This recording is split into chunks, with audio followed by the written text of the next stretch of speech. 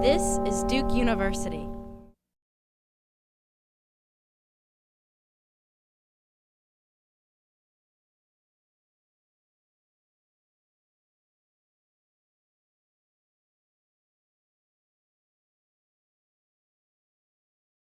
Thank you, Laura, for that videotaped message, which is great.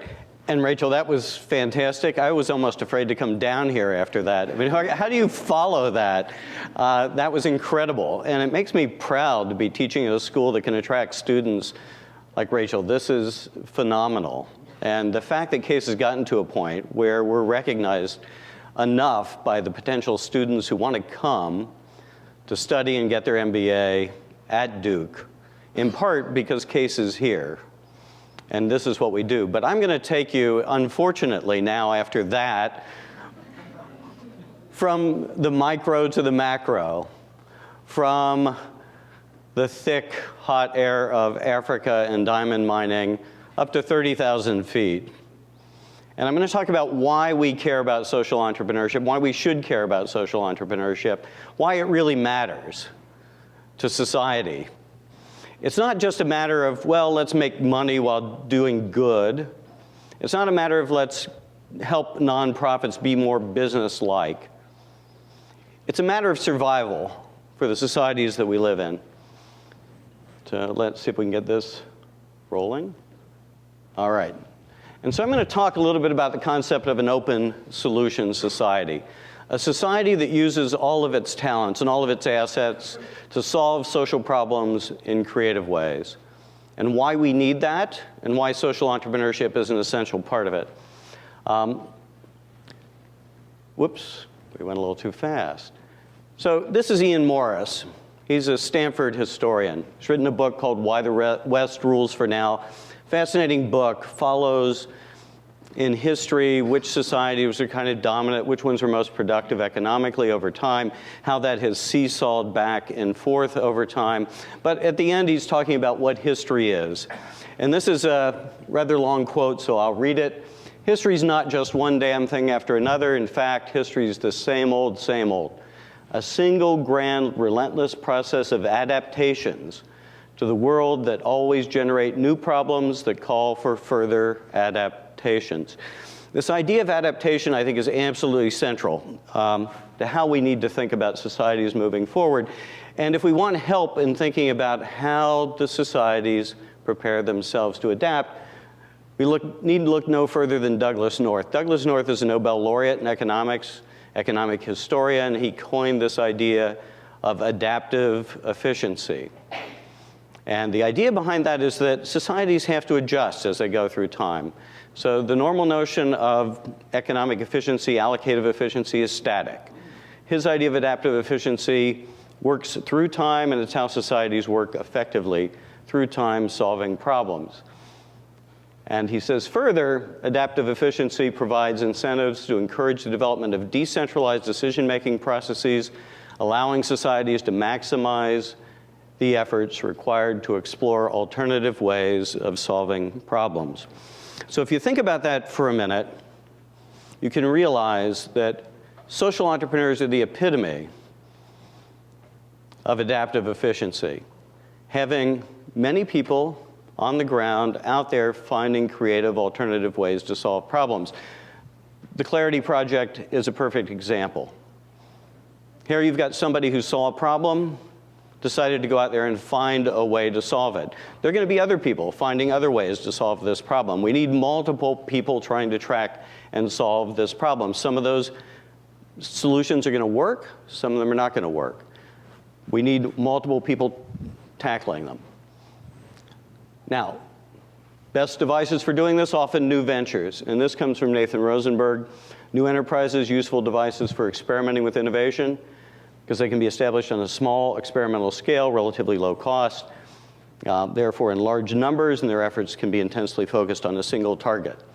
This is trying to make those wedding bands out of fair materials, out of diamonds that are sourced in appropriate ways, and we can focus on that target, figure out a good way to do it, test and experiment, see if this is working. And we can continue to do that over and over with different kinds of problems and try to figure out the best way to do it. And new ventures are essential to doing that.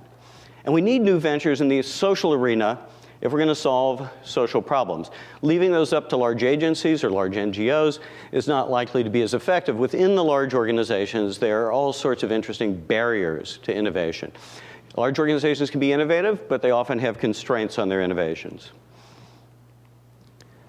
So this is a process that's never ending.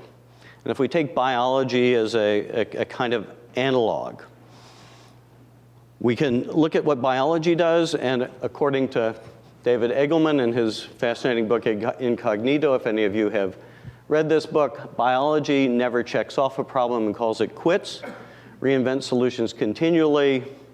The end product of that approach is a highly overlapping system of solutions, the necessary condition for what he calls a team of rivals architecture. We need social entrepreneurs out there constantly finding alternative solutions, creating this team of rivals architecture to create an adaptive society. It's essential that we get that going. But now here is the rub. And I'll just toss out another quote. This is from Richard Nelson, founder of a school called Evolutionary Economics, brilliant man. And he notes that firms do not stand by themselves, of course. For an industry with special input and skill needs, which social entrepreneurship has, special input and skill needs, growth and effectiveness is strongly conditioned by how rapidly and effectively a support structure grows up. A support structure.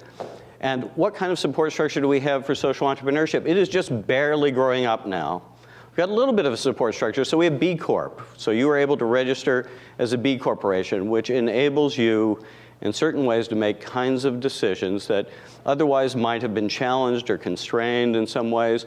But now you can be a B Corp and you have a little bit more flexibility. It's clear in your bylaws what you're going to do, what priorities you're going to have, and how you set them. We're starting to see the emergence of impact investing. Kathy's taught a course on that this term, and probably several of you have taken that course. So we're starting to see capital that's designed specifically for ventures that intend to have a social impact.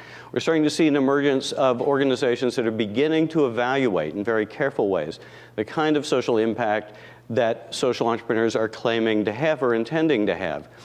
Slowly but surely, we're starting to see that support structure grow up. But without that structure, what we're going to end up with is a lot of fragmented solutions out there that don't add up to long-term social impact.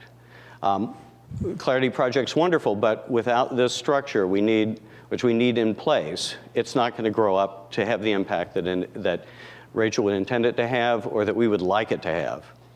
So we need multiple social entrepreneurs out there, but we also need a structure around it. So what I'd like to say is that for CASE's next 10 years, first 10 years, we're focused on social entrepreneurship, helping individual social entrepreneurs grow their ventures, push them further, help them scale their ventures. We need to also be thinking about the environment in which they're operating, helping to build that environment, making it a stronger environment, helping to build the supports around it so that they can be effective, helping to do what Kathy's been doing on impact investing, but also looking at all the other dimensions that are required to make this work. How do we stimulate ongoing exploration through new ventures? How do we systematically evaluate the efforts? How do we capture and share lessons learned? How do we scale impact strategically so that we're picking the kinds of things that work? We understand how they work, where they work, when they work. We scale them appropriately, but we also understand that there are new things coming along that may be better, that need to replace the things that we now currently support and scale. And ultimately, we need to direct resources in a way that's adaptive, that understands the world changes. And we need to change with it. So we need a portfolio of options. We need a portfolio of alternative solutions. And that's what that whole idea of adaptive efficiency is about. Need to create a portfolio of alternative solutions with social entrepreneurs working on these problems. And so we need institutions that will support all of these things. And I hope that CASE's research agenda will broaden to embrace all of this, as well as helping social entrepreneurs to manage their individual ventures. And I think we've had an exciting ride so far, and I think the potential is enormous going forward. I've been thrilled to be part of the ride, and even more thrilled after hearing Rachel's speech. So I will close with just a couple questions for action, not questions for thought, but how can we accelerate the move towards an open solution society in the US and globally, and specifically, what can you do to accelerate that move? So thank you very much.